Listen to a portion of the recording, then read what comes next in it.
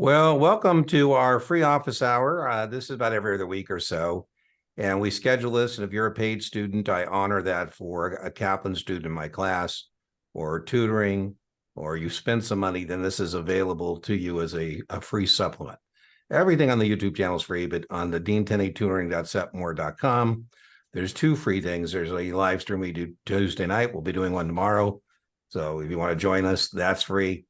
And this office hour is free for paid students. So we usually, what we do is go in the chat, and whatever people want to talk about, that's what we talk about. The first thing up is exporters buy puts, importers buy calls. When does that or does that not work? So the first thing we got to establish, and I'm not being facetious, is that the US dollar is not a foreign currency. So, you can't ever buy puts on the dollar because that would be unpatriotic. And currencies have an inverse relationship.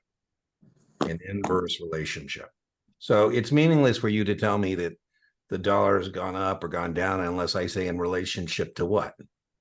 In relationship to the peso or the euro or the Swiss franc, whatever the case may be. So usually IPEC works. In most situations, IPEC would work if you have the perspective of the U.S., which 99 out of 100 times, that's the test, right? So if I'm a U.S. exporter, like Boeing, right? Now, again, the memory aid works. So, you don't have to understand the intellectual underpinnings I'm about to share with you.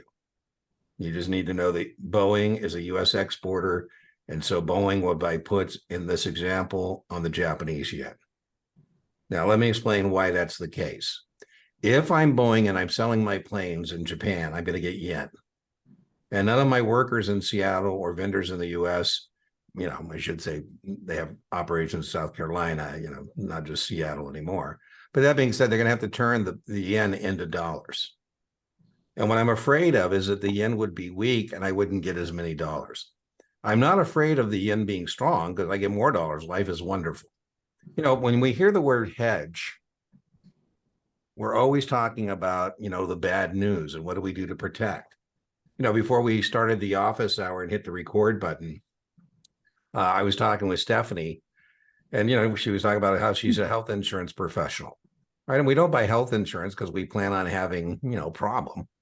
But, if we do have a problem, well, at least we've paid the premium to have somebody take care of that for us here, right? And the other thing about a hedge, or it's almost going to be buy, you can always get rid of this thing that says you're going to short anything because that's just not smart. You don't want to be foolish, right? So U.S. exporters are going to buy puts on the foreign currency. And so let's put that up here. And I will link in the pinned comments in the video description where I have about 20 non-equity questions I did. I couldn't decide, Julie, on whether to do a whole lecture on it. And I thought, it doesn't really lend itself to that. Why don't we just do questions and then talk about why the questions are? Okay, this is as recently as a couple days ago on Debrief. And so I would be the first to tell you that sometimes it's not as transparent as you think. People, you got IPEC, you'll get this right. Well, this particular test taker told me that she got a wine merchant in New York. Okay, so now let's think about it. If this is a question about a foreign currency, what she had to work at is to say, okay, is a wine merchant, and it has to do something with foreign currency. That means they must be importing wine. Otherwise, there'd be no sense in the question, right? If I'm buying wine, I'm in New York, I'm buying Napa wine. There's nothing to hedge, right?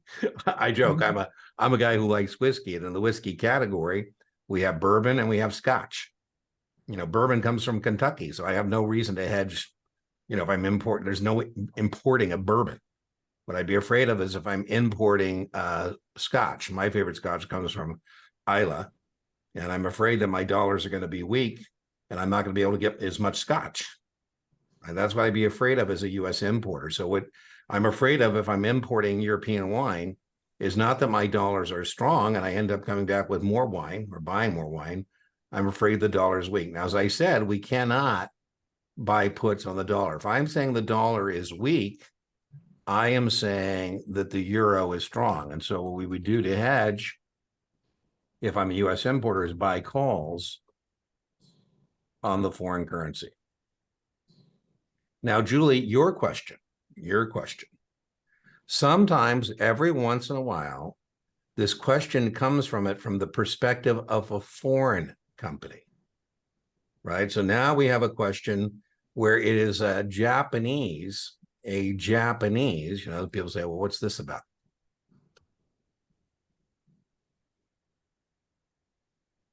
Right? So if I'm a Japanese importer, You see, now it flips on us, because now the perspective is not that I'm a wine merchant or New York, or I'm a Boeing and I'm making airplanes in South Carolina and Seattle. Now the perspective is I'm a Japanese company and I'm importing products. So again, if I'm importing products, I'm a Japanese importer, I'm not worried that the yen is strong, right? For example, if I'm importing tequila, I'm in the US, I'm not afraid that the dollar's strong because I get more tequila. What I'm afraid as a Japanese importer is that, again, the yen goes down, right? The yen goes down. I can't buy as many Boeing airplanes, for example. Right now the dollar's been very strong, and that's difficult for countries that are importing things because they have to pay more for it. So if the perspective is a Japanese importer, record what that means. What that means, Julie, is this is a Japanese company that is importing products.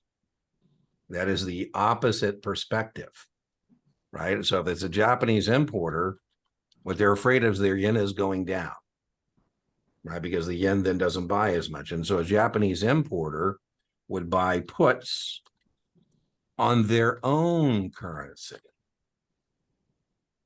right? I'm not being facetious here. It looks like I got a typo there in Japanese. I am not being facetious when I say this. The test really, if you have any kind of an international perspective, you're at risk, because the test assumes that the center of the financial universe is New York City, and the whole world revolves around that. All right, let's say I'm a Japanese exporter. So again, you got to just be careful on the perspective of the question. And that's what IPEC's about. This is when it turns and flips on us, right? So I'm exporting, I'm Toyota, and I'm selling my Japanese cars in the US. I'm oversimplifying because, Toyota has factories here in the US to avoid what we're talking about right now. But let's assume it's a Japanese automobile. And I'm selling in the US. Again, I'm not afraid the dollar is strong and I get more yen. I'm afraid that the dollar is weak and I don't get as many yen, because remember, I have to turn the dollars into yen. And then that's where, again, you have to make the U-turn. If I'm afraid that the dollar is going down, that means I think the Japanese yen is going up. And so I would buy calls on their currency, on their own currency. And so that's when that kind of flips on you. So usually when people miss this, it's because they flip this thing around on you in terms of, whose perspective is it, right? Is this a Japanese importer, or, boom, that's where it flips. Is that helpful, Julie? Does that make a little sense? Yeah, that helps. I think I've had one or two I missed on, like, when I was doing a Kaplan practice test, because I didn't realize until I saw it a week or two ago on a practice test, I didn't even know what the IPEC with the I was. Yeah. So yeah, but that's on me too. All of us get a little lazy about that, right? So what I mean by that is, we just tell you what the memory is. Maybe we forget to tell you what the memory stands for is exporters. Again, US exporters. Right. Buy puts, and then put that there. I'll just put it so we can make a little, right? Exporters buy puts, and importers, again, from the US perspective, buy calls. Yeah, let's put that there. And so now you can see where the memory aid comes into play here. Right. Yeah, let's just put that there. Yeah, let's put that. Boom. There's our E. There's our P. There's our I, and there's our C. Right. By the way, I would add to this, Julie, that if you tell me you missed the Series 7 because of non-equity options, so non-equity options are yield-based options, index options, including the VIX, foreign currency options. I'm gonna say, I don't know. I mean, of your 20 option questions, there's a Right. couple. Most of them pretty straightforward, like But non-equity yeah, I think options. most of the time when I do get one and I use Epic, then I usually get it right. But Yeah. that's why when I got it wrong, I was Okay. I was trying to All right. understand. So let's see. That's one thing tonight in the office hour. Let me stop the recording here. Who knows? We may be back, the group of us, if we have something else we think is worthwhile to share with folks. But for now, we will